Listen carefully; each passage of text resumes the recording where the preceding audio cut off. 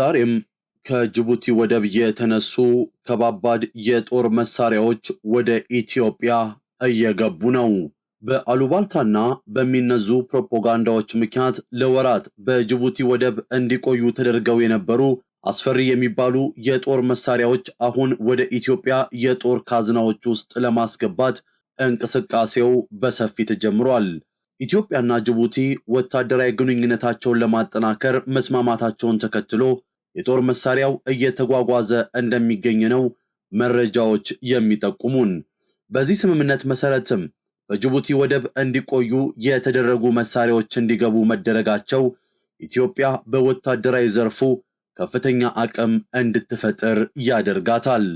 በአፍሪካ ቀንድ ውስጥ የቀይ ባህርና የኤደን ባህረ ሰላጤን በማገናኘት በባብኤል መንደብ እጅግ ስትራቴጂክ የሆነችው ጅቡቲ ለኢትዮጵያ ወታደራዊና ፖለቲካዊ አቅም መጠናከር ከፍተኛ አስተዋጽኦ እንዳላት ምንም ጥያቄ የለውም። ይሁን እንጂ ኢትዮጵያ ከተለያዩ ሀያላን ሀገራት ለማስገባት እንቅስቃሴ ስትጀምር በጅቡቲ ወደብ እንቅፋት ሲገጥማት ቆይቷል። እነዚህ ከባባድ መሳሪያዎች በረጅም ተሽከርካሪ ተጭነው እንቅስቃሴ ጀምረው እንደነበረ የቅርብ ትውስታችን ነው። ይህንን በወቅቱ በማህበራዊ ሚዲያ በስፋት ሲሰራጭ ከነበረ ተንቀሳቃሽ ምስል ወይንም ቪዲዮ ሁላችንም እንደተመለከትነው የሚታወስ ነው። ዓለም አቀፍ መገናኛ ብዙሃን ሳይቀሩ ስለ ጉዳዩ ሲያወሩ ነበረ። ታዲያ በወቅቱ ዘ ሆርን ሪቪው የጦር መሳሪያዎቹ ወደ ኢትዮጵያ መግባት የሚያመጣው ቀጠናዊ ተጽዕኖን በተመለከተ ሰፋ ያለ ትንታኔ ሲያስነብብ፣ ሚሊተሪ አፍሪካ ደግሞ ጉዳዩ የኢትዮጵያን ወታደራዊ አቅም በአህጉር ደረጃ ከፍ የሚያደርግ ነው በሚል ዘግቦት እናስታውሳለን። አሁን እነዚህ ግዙፍ የጦር መሳሪያዎች በአንድም ይሁን በሌላ መንገድ ወደ ኢትዮጵያ ለመግባት እንቅስቃሴ ጀምሯል። ጤና ይስጥልኝ የተከበራችሁ አድማጭ ተመልካቾቻችን፣ በዚህ ጉዳይ ላይ ተጨማሪና ዝርዝር መረጃዎችን የምናደርሳችሁ ይሆናል። ይህ የመሃል ትንታኔያችን ነው። አብራችሁን እንድትቆዩ በአክብሮት ጋበዝናችሁ። ለቻናሉ አዲስ ከሆናችሁ ደግሞ ሰብስክራይብ እያደረጋችሁ እንድትወዳጁን የተከበረው ግብዣችን ነው። ሰናይ ቆይታም።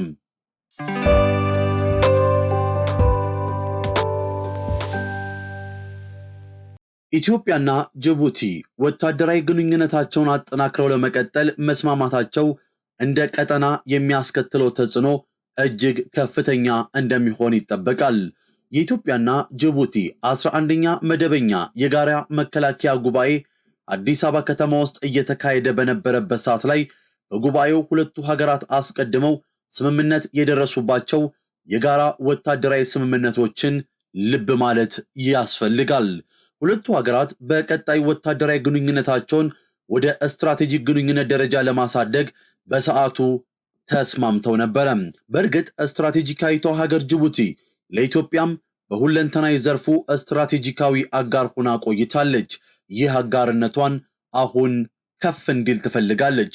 የአሁኑ ልዩ የሚያደርገው ወታደራዊ ጉዳዮች ላይ ብቻ የሚያተኩር አዲስ ትብብር መፍጠራቸው ነው።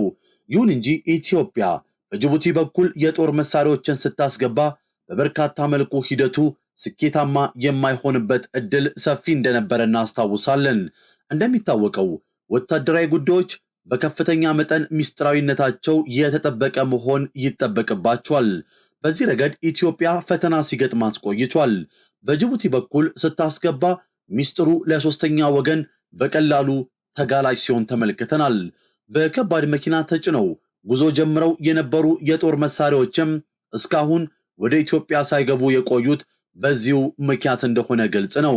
ኢትዮጵያ በዋናነት ወደ ቀይ ባህር ለመመለስ የባህር በር የጠየቀችውም ወታደራዊ ጉዳዮችን በከፍተኛ ሚስጥራዊ መንገድ በራሷ መፈጸም ስለፈለገች ነው። ኢትዮጵያ በጅቡቲ በኩል ምን እንዳስገባችና ምን እንዳስወጣች ለሶስተኛ ወገን በቀላሉ ሊታወቅ ይችላል። ይህ ደግሞ ኢትዮጵያ ከወዳጅ ሀገራት ወታደራዊ ትብብር የጦር መሳሪያ ድጋፍ በቀላሉ እንዳታገኝ እንቅፋት ሲሆንባት ነበረ። የተባበሩት አረብ ኤምሬቶች እዚህ ላይ እንደ ምሳሌነት ይጠቀሳሉ። ኤምሬቶች ለኢትዮጵያ የጦር መሳሪያ ድጋፍ ለማድረግ በመታሰብበት ወቅት አንዱና ዋናው ተግዳሮት በየት በኩል ይግባ የሚለው ጉዳይ ነው። በሁለቱ ሀገራት መካከል የሚደረግ ወታደራዊ ትብብርና የጦር መሳሪያ ድጋፍ በሌሎች ሀገራት በቀላሉ ከታወቀ የሚያስከትለው ዲፕሎማሲያዊ ኪሳራና ዓለም አቀፋዊ ጫና ቀላል እንዳልሆነ ይታወቃል። ኢትዮጵያ ለዚህ ችግር መፍትሄ ያደረገችው የጅቡቲ ወደብን ነው። የተባበሩት አረብ ኤምሬቶች ከዚህ ቀደም ወታደራዊ ሄሊኮፕተሮችን ጭምር ለኢትዮጵያ ስትደግፍ መግቢያቸውን በጅቡቲ በኩል እንዳደረጉ ይታወቃል። ስለሆነም ጅቡቲ ለኢትዮጵያ እጅጉን ስትራቴጂ አጋር ናት። ጅቡቲ በአፍሪካ ቀንድ ውስጥ እጅግ ስትራቴጂክ ሀገር ናት ስንል በበርካታ ምክንያቶች ነው። ለኢትዮጵያ ደግሞ ብዙ ነገር ናት። አሁን ሁለቱ ሀገራት ስትራቴጂካዊ ወታደራዊ ግንኙነታቸውን ለማጠናከር ተስማምተው እየሰሩ ይገኛሉ። ጅቡቲ የሀያላኑን ቀልብ መሳብ የቻለች ስልታዊ መሆኗ ይታወቃል። ለኢትዮጵያ ደግሞ ከሁሉም በላይ የጀርባ አጥንት ሆና ታገለግላለች። ኢትዮጵያና ጅቡቲ ወዳጅነታቸው ከብረት የጠነከረ፣ አጋርነታቸው በበርካታ መልኩ የተጋመደ፣ በኢኮኖሚያዊ ፖለቲካዊና ወታደራዊ ጉዳዮች ላይም አንዳቸው ለአንዳቸው አስፈላጊ የሆኑ ሀገራት ናቸው። ኢትዮጵያ ከውጭ ሀገራት ከምታስገባቸው ሸቀጣ ሸቀጦች በተጨማሪ የጦር መሳሪያዎችንም በጅቡቲ ወደብ በኩል ታስገባለች። የአሁኑ ስትራቴጂካዊ ስምምነት በዋናነት ዓላማው እነዚህ የጦር መሳሪያዎች እጅግ ሚስጥራዊ በሆነ መልኩ እንዲገቡ ማስቻል ነው። በተለይ መጠናቸው ከፍ ያሉ ከባድ መሳሪያዎች ሙሉ በሙሉ በባህር ተጉዘው በጅቡቲ በኩል ወደ ኢትዮጵያ ወታደራዊ ካዝናዎች ይገባሉ። በዚህ የጦር መሳሪያዎችን በማጓጓዝ ሂደት ውስጥ ግን ታጣቂዎች፣ አማጺዎች፣ አሸባሪዎችና እንደ ግብጽ ካሉ ሀገራት ተልዕኮ የሚሰጣቸው ኃይሎች እንቅፋት ይሆናሉ ሲሆኑም ተመልክተናል። የጦር መሳሪያዎችን ከቻሉ ዘርፈው ለመውሰድ ካልቻሉ ባሉበት ማቃጠል፣ ይህ ካልሆነም በሚፈለገው ቀነ ገደብ የታለመላቸው ቦታ እንዳይደርሱ ማስተጓጎል ዋና ስራቸው ነው። የኢትዮጵያና ጅቡቲ 11ኛ መደበኛ የጋራ መከላከያ ጉባኤ ይህንን በመገምገም በቀጣይ አቅጣጫና የመፍትሄ ሐሳብ ላይ ተወያይተው እንደወሰኑ እናስታውሳለን። በጅቡቲ ወደብ የሚራገፈው ወደ ኢትዮጵያ የሚገባ የጦር መሳሪያ በዝርዝር አያውቁትም ተብሎ አይገመትም። ስለሆነም ከፍተኛ ጥንቃቄ በጅቡቲ ውስጥም ሆነ በኢትዮጵያ ግዛት እንዲደረግ ይጠበቃል። አዲስ አበባና ጅቡቲ የጋራ ግብረ ኃይል በማቋቋም ይህንን ስራ እያከናወኑ ነው። ከዚህ ቀደም የተጠናቀቀው የአዲስ አበባው ጉባኤ ደግሞ በዚህ ጉዳይ ሁለቱ ሀገራት አስቀድመው ስምምነት የደረሱባቸው የጋራ ወታደራዊ ስምምነቶች አፈጻጸምን ገምግመው በቀጣይ ወታደራዊ ግንኙነታቸውን ወደ ስትራቴጂክ ግንኙነት ደረጃ ለማሳደግ የተስማሙበት ሆኖ አልፏል። ሁለቱ ሀገራት በቀጠናዊ ጉዳዮች ላይ በተለይም ጸረ ሰላም ኃይሎችን በጋራ ለመዋጋት የሚያስችላቸውን ስምምነት ተፈራርመው ዛሬም እየተንቀሳቀሱ ነው። በሰሞነኛው ግምገማ መሰረት የዚህ አፈጻጸም ከፍተኛ እንደነበረም ተገልጿል። ኢትዮጵያ ቀጠናዊ ተልዕኮችን ለመከወንና ኃላፊነቶችን ለመወጣት ጭምር ጅቡቲን ዛሬም እየተጠቀመቻት ነው።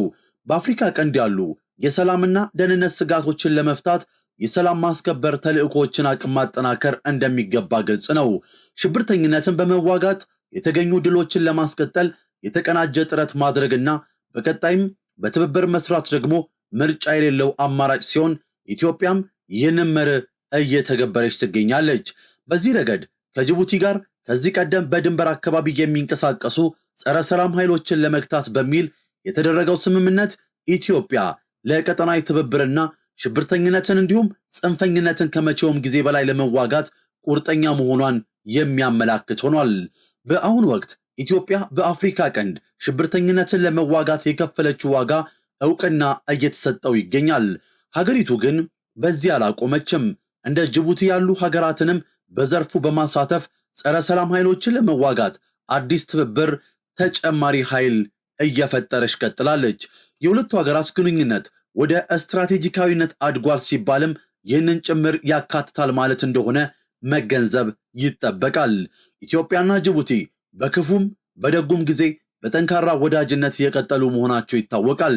ከምንም በላይ ግን ጅቡቲ ለኢትዮጵያ ሰላምና ደህንነት መጠበቅ፣ ሉዓላዊነትን መከበር ሲባል ወታደራዊ ሚስጥሮችን ከመጠበቅ አልፎ በአዲስ አበባ ምክንያት ከሀያላን ሀገራት ጭምር እስከ መጋጨት ደርሳለች።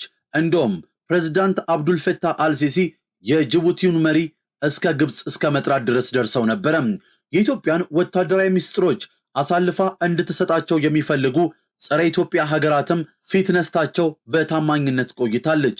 በአንጻሩ ኢትዮጵያም ለጅቡቲ መከተዋ አጋራም ሆና ዓመታትን አስቆጥሯል። ይህ የሚካድ አይደለም። የሁለቱ ሀገራት ትብብር በዚህ መልኩ ሲታይ ልዩ ጥምረት ነው ብንል ማጋነን አይሆንም። ያም ሆነ ይህ ጅቡቲ ላይ ተከማችተው የቆዩ አስፈሪ የሚባሉ የኢትዮጵያ ወታደራዊ መሳሪያዎች አሁን ላይ ወደ አዲስ አበባ እንቅስቃሴ ጀምሯል። የተከበራችሁ አድማጭ ተመልካቾቻችን የዕለቱን ትንታኔ በዚያ በቃን። አብራችሁን ስለነበራችሁ ከልብ እናመሰግናለን።